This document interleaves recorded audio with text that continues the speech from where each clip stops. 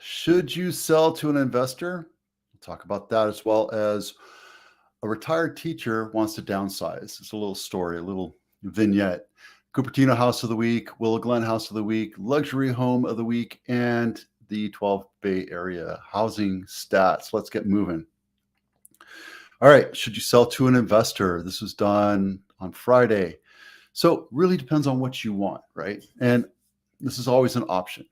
If you're okay walking away with a little bit of money, a little less money than you thought, an investor might be a good way for you to go. There's less hassle, there's less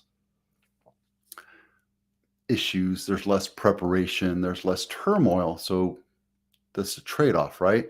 So it really depends on what your house is worth and what it's worth to you. Is your house worth $1 million? Well, what could you do to make sure that it's worth $1 million? Put it on the open market, get it listed on the MLS and sold correctly. There's some stuff that you have to do to it. Now, if you don't want to get it staged, you don't want to do the repairs, you don't want to have people coming through your house and you have to deal with your pets, I completely understand. This is an option. This absolutely is an option for you. However, is it the best option? That's something you have to ask yourself, right? I'm sure you see ads all over the place on social, on Google, on everything saying, we'll buy your house hassle-free, no realtor fees, all that stuff. Well, it comes at a cost. And that cost is the investor is there to make money. They're there to do this as a business. And there's a lot of layers that go into it, believe it or not. So when you're thinking about this, typically when I talk to investors, because if I have a house that's not in the greatest condition and the people don't want to deal with it, I am going to reach out to my investor list and say, hey, this house is available for sale if you want to put an offer down. And typically what I get is 60 cents on the dollar. So if your house is worth $1 million, you're looking at $600,000, because a lot of those people are what we call bird dogs. So they get into contract and then they'll assign it to another investor, and they'll do the takeover and either fix it up and flip it or hold it long term or sell it on the investor market.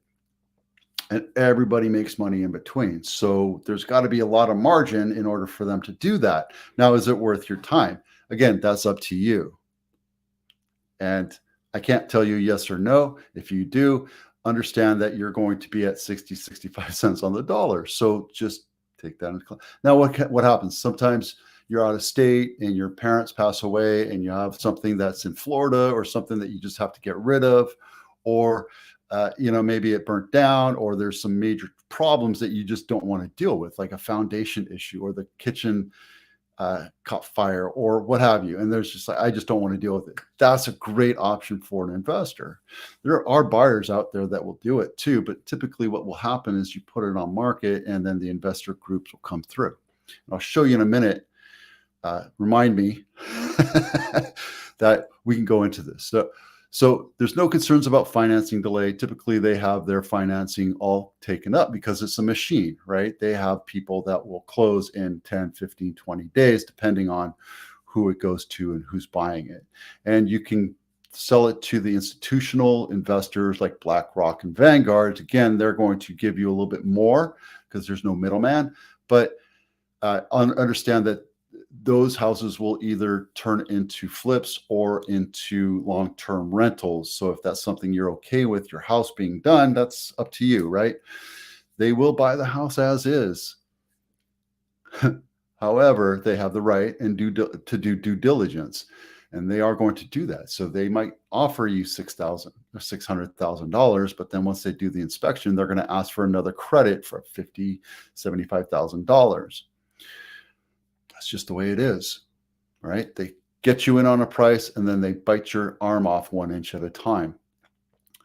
You don't have to do a lot of prep work. Absolutely. You can sell your house as is. As a matter of fact, you can stay in your house another 2 months after you close, and they can do all these things. And they might even pay for closing costs and all this other stuff. So, but here's the thing.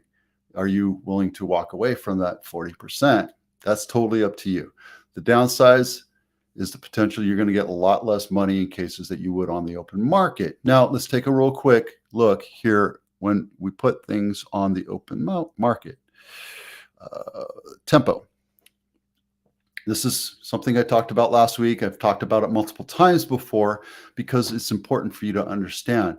If you take a listing at, say, $250,000 and you sell it at 15% over, which is what the going rate was at 1 to 7 days, you're looking at another $300,000, $400,000, $375,000, right? It's a lot of money. That's hard to walk away from that.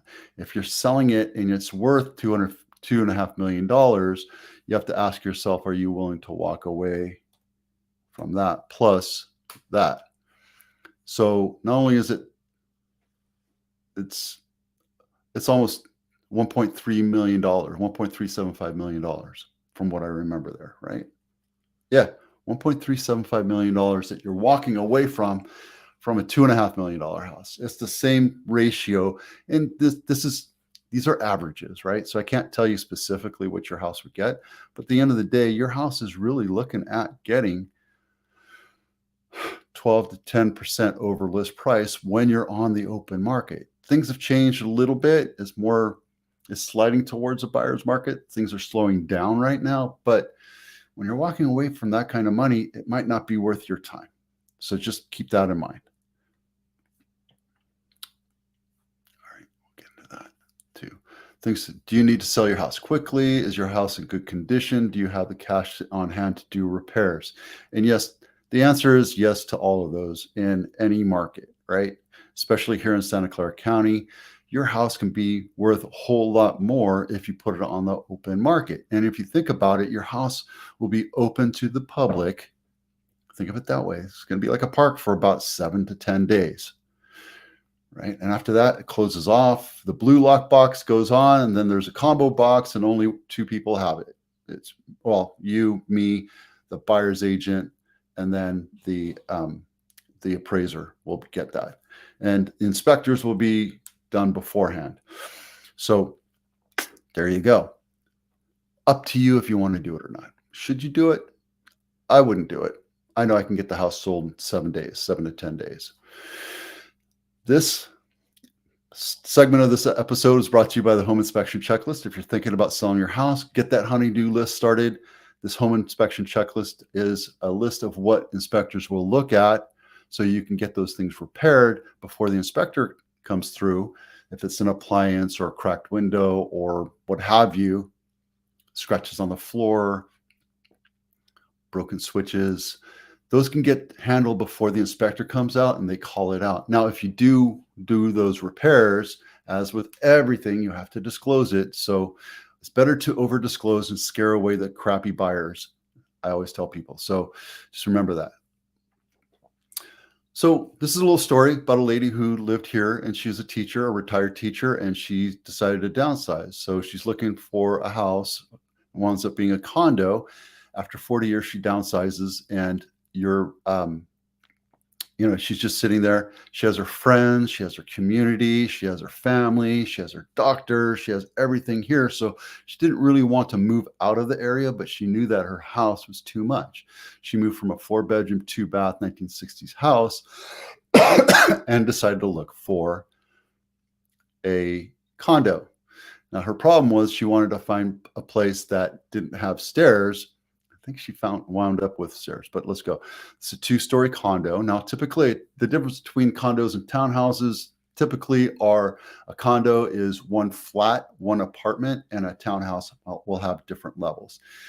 And that's not a rule of thumb. It's not written in stone. That's kind of how it is, right? And a condominium complex, typically you own, let's say there's 50 units in that property, you own 1/50th of the community of that property. And in a townhouse, you own a square plot of that land as well. Typically, not always. But you also have HOAs that you have to deal with. So this one right here was a 2-story in Santa Clara near Santana Row. It looks like it's recently updated. Looks pretty nice inside. And then this one's the bungalows in Los Gatos. And this is a 55 plus community. And it's right off of 17 and Lark. It's a really nice area. But again, you're looking at multiple levels, right? So you're dealing with stairs. There's a 2-bedroom condo in Sunnyvale. Again, see how I say typically this is a condo, but it has stairs. So there you go. It just depends on how it is. Which one did she choose? Ultimately, she chose the agriculture-inspired development in Santa Clara, which I think is that one up in Santana Row. In the middle of a lot with no established vegetation, master gardener. I needed some place with trees around me. She felt like the unit was just 2 stories and that was near an older. So she did get a 2-story unit. That's the trade-off. When you go to a condo complex or what have you, you're going to deal with stairs. With a house, you're going to find there are a lot of houses that are still single story. My next house is going to be a single story. I hope. We'll see. But she got to be in she got to transfer her tax basis over because of Prop 13 and Prop 19, right? Which is nice. And since she's over 55, she gets to take advantage of that. So there you go. There's a little story, something to think about as we all age. Think about how you're going to do your next move. If you have questions, happy to walk you through it. Cupertino house of the week, Linda Vista Drive, not my listing, 4-bedroom, 2-bath, 2,100 square feet, built in 1975. This is a nice little ranch. It's amazing how crazy expensive these have gotten, huh? But here's the thing, right? An average house right now is $2 million. So if you want something nice in a nicer area, not steering, but you're going to pay for it, right? And this is all updated and beautifully done. It's a really nice house. So there you go. And it's really close to Monte Vista High, Kennedy, and De Anza, because I went to these schools when I was a kid. I graduated at Monte Vista High. I went to John F. Kennedy Middle School. I have a friend that actually taught there, so pretty cool. Let's show you where it is on the map, right there. So Kennedy, Monte Vista. Oh, the house looks like it backs right into it. And when I was a kid, I lived. Yeah, where is that? Oh, McClellan. Yeah, I lived right here. No, did I? No. Oh, right here. This is where I lived, right here. Right in that building right there. Funny thing, huh? So there you go. Okay, Willow Glen house of the week. This is not a ranch. This is more of a cottage, $2 million, 3-bedroom, 2-bath, not my listing, 1,523 square feet, built in 1955. And the reason why I picked it is because it's walking distance to Lincoln Ave. Age is 69, days on market 12, walk score 90. See, being downtown in the heart of things, you can walk downtown, have some fun, get a little drunk, and stumble home, crash out. There you go. It's a perfect place for you.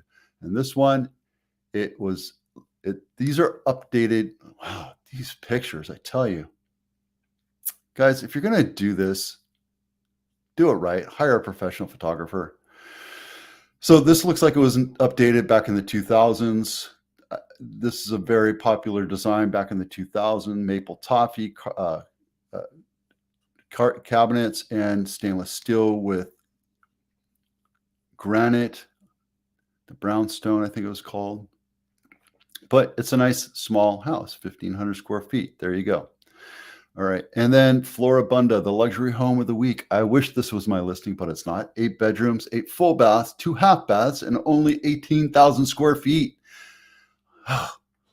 1900, built in 1924. And this is right by the manor.